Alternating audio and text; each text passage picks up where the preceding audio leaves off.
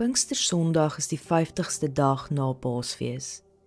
Hierdie 50 dae het soveel betekenis vir ons as Christene.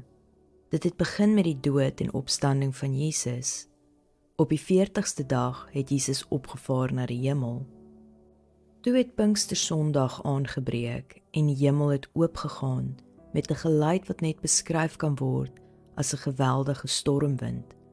Hulle het vlamme tussen hulle sien beweeg, wat gelyk het soos tonge. Dit het op almal geval. Hierdie vuur was die Heilige Gees.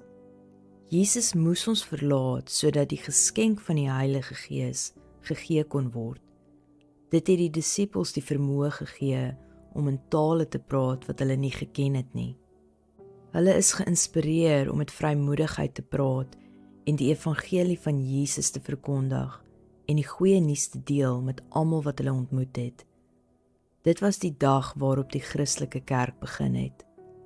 Laat die vuur binne in jou brand en deel dit net soos die disippels, onbeskaamd en onbevrees met almal op jou pad. Handelinge 2 vers 2 tot 4. Skielik was daar in die lug bokant hulle 'n geluid soos 'n geweldige stormwind, en dit het die hele huis gevul waar hulle bymekaar was. Tonge wat gelyk het soos individuele vuurvlamme, het tot tussen hulle verskyn en op elkeen van hulle gaan sit. Almal is toe met die Heilige Gees vervul, en soos die Gees vir hulle die vermoë gegee het, het hulle in ander tale begin praat. As vandag se boodskap vir jou iets beteken, deel dit asseblief met ander en gee die video 'n like. Ek hoor graag van jou. Los gerus vir my iets in die kommentaar. Smag soos 'n wildsbok is beskikbaar op YouTube en TikTok.